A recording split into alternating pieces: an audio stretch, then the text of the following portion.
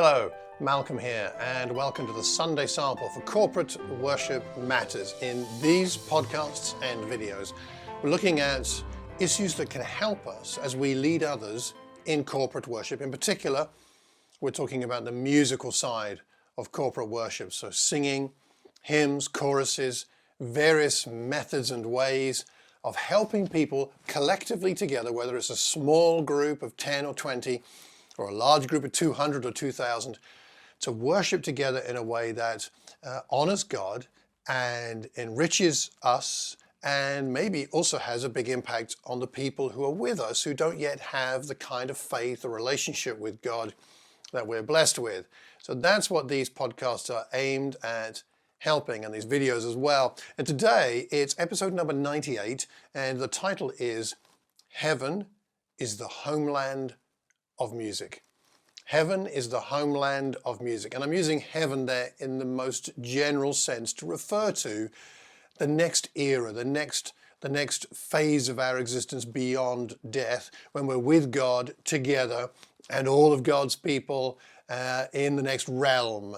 So when Jesus comes back after that time, that period, heaven is the homeland of music. And the idea for this came from this book, which I'll show you on the video and I'll drop a reference to in the show notes. It's a book called For the Audience of One by Mike Pilavachi with Craig Borlase. And there are some quotes towards the back of the book, and I like this one by someone called Christina Rossetti. Let me read it for you. Christina says, "Heaven is revealed to earth as the homeland of music."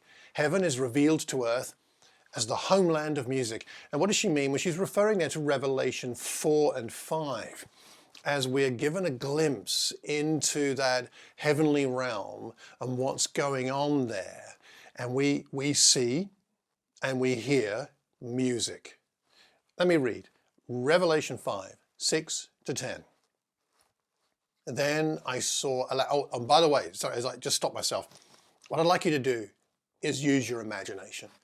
You might want to close your eyes. Don't do it if you're driving, but you might want to close your eyes and imagine this scene, and imagine this scene being sort of visible to your group next time you worship. Next time you're together with all of your friends for collective worship, imagine this kind of scene being visible to the mind's eye, to the spiritual eye. Okay, that's what we're doing here. Revelation 5, 6 to 10.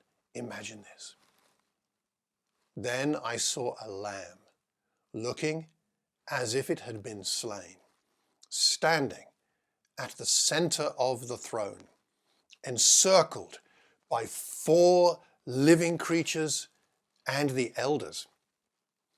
The lamb had 7 horns and 7 eyes, which are the 7 spirits of God sent out into all the earth.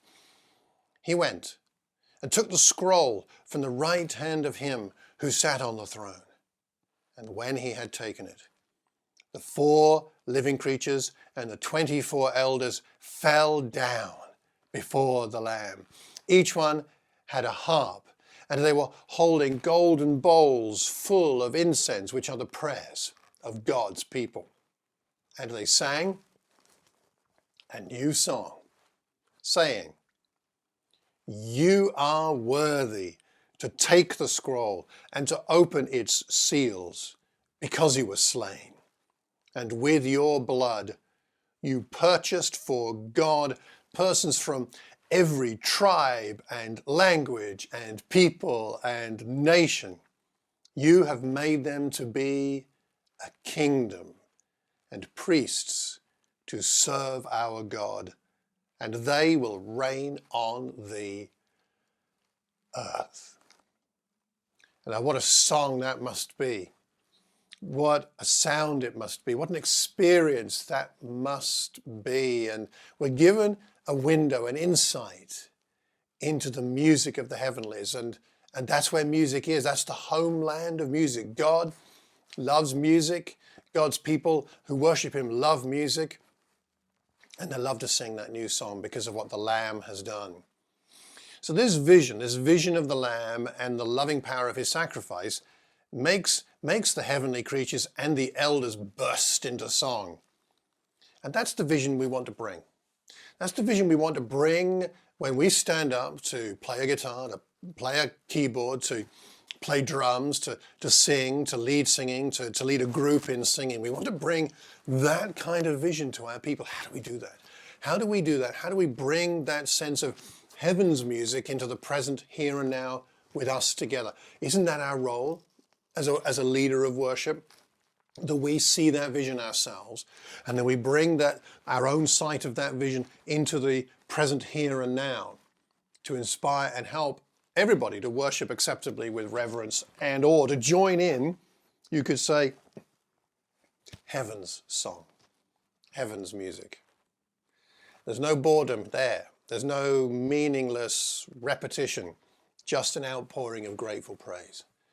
So my question is, what do you think is the best way to help us as worship leaders to have that vision? And what's the best way to help our group to participate in that kind of heavenly musical vision, such that it will help us to worship more effectively and in a way that honors God? What do you think are some key practicals as well as principles that can help us to do that? So let's share these ideas. I'm sure you have some. So drop a comment in the comment box wherever you hear or see this video or listen to the recording. Leave a comment and leave it publicly so that we can learn from each other, because we learn best when we're learning in community together.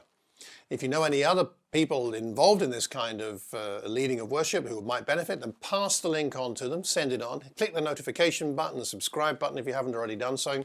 Leave a review of the podcast if you could. That'd be wonderful. And I do pray that until we see each other again, that you will have that experience of Revelation chapters 4 and 5 the next time that you're together with all your friends in collective worship. Until the next time, take care and God bless.